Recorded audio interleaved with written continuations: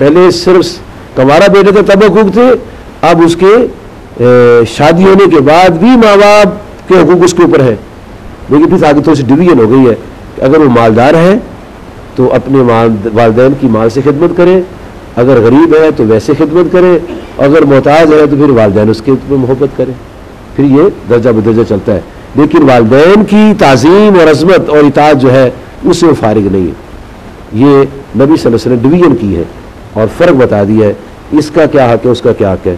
جب ہم سبھی لوگ ایک دوسرے کے حقوق کا خیال رکھیں گے، خوش اخلاقی سے بولیں گے، ہماری اولادیں بھی اچھی ہوں گی. اولاد کو پتہ چل جائے گا یہ میرے ابا جی حضور ہے، یہ میری اماں جی حضور ہے، دونوں کا تقدس جو ہے وہ خیال رکھے گا. اور جب وہ ایسا نہیں کریں گے تو پھر نقصان ہو جائے گا. اللہ تعالیٰ نے یہ بات بڑے واضح کلمات میں قرآن مجید میں سورۃ الداہر میں آیت نمبر 2 میں سمجھائی ہے کہ انا خلقنا الانسان من نطفۃ امشاج نبتلیہ فجعلناہ سمیعا بصیرا. اللہ تعالیٰ فرماتے ہیں ہم نے انسان کو اس کے ماں اور باپ، مرد اور عورت کے پانی سے بنایا ہے، اور ہم نے اس کو دنیا امتحان میں ڈال دیا ہے، اور اس کو ہم نے کان دیے سننے کے لیے، آنکھیں دیے دیکھنے کے لیے.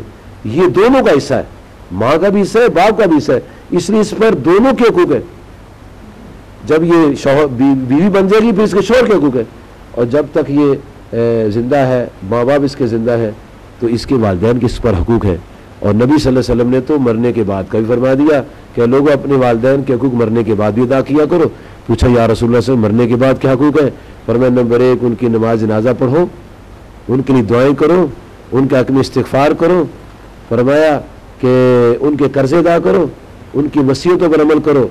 اور فرمایا کہ ان کے رشتہ داروں، ان کے دوستوں کے ساتھ اسی طرح محبت برا سلوک کرو جیسے وہ خود کیا کرتے تھے.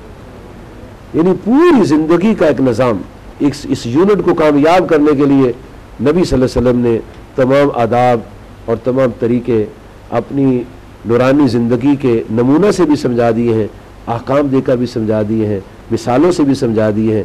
صحابہ کی مثالیں بھی ہمارے سامنے ہیں.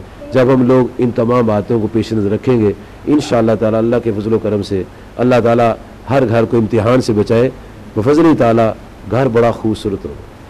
ہمارے بابا سرکار نگینہ صاحب رحمۃ اللہ علیہ نے ایک بڑی خوبصورت، جب میری شادی ہوئی نا تو مجھے فرمانے لگے بیٹے دیکھ یہ تو ہے یہ تیری بیوی ہے. دونوں کو میں سمجھایا، اس کو بیٹا یہ تو ہے یہ تیرا شوہر ہے. اور میں دیکھو کبھی اسے کسی بات پر غصہ آیا ہوگا، کبھی تجھے بھی غصہ آیا ہوگا. مجھے فرمایا جب تم گھر میں آؤ کبھی یہ دیکھو اس کی طبیعت غصے میں ہے تو یہ کوئی تلخ بولے تو نرم ہو جانا، نرم ہو جانا، تم تلخ نہ ہونا.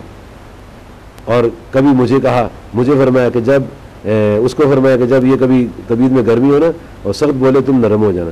اور میں جب تم ایسے ایک دوسرے پر نرمی میں ایسے سختی میں چلو گے نا تو تمہارا بیڑا منزل مقصود کو پہنچ جائے گا. اور اگر تم دونوں سخت ہو گے ٹکرا جاؤ گے کام ختم ہو جائے. آپس میں محبت کرنی چاہیے، ایک دوسرے کا احترام کرنا چاہیے، حقوق پہچاننے چاہیے. بفضل تعالیٰ پھر نظام زندگی خوبصورت ہو جاتا ہے. تان و تشریح نہیں کرنی چاہیے، کسی کے والدین کو برا بھلا نہیں کہنا چاہیے، اپنی بیوی کے والدین کا احترام کرنا چاہیے، بیوی کو اپنے شوہر کے والدین کا احترام کرنا چاہیے، انہیں بڑوں کا احترام ایک دوسرے کرنا چاہیے، اور جو اوپر بڑے ہیں ان کو بھی صلح رکھنی چاہیے تاکہ چھوٹوں کی لڑائی نہ ہو جائے. اللہ تعالیٰ فہم عطا فرمائے. وآخر دعوانا ان الحمد للہ رب العالمین.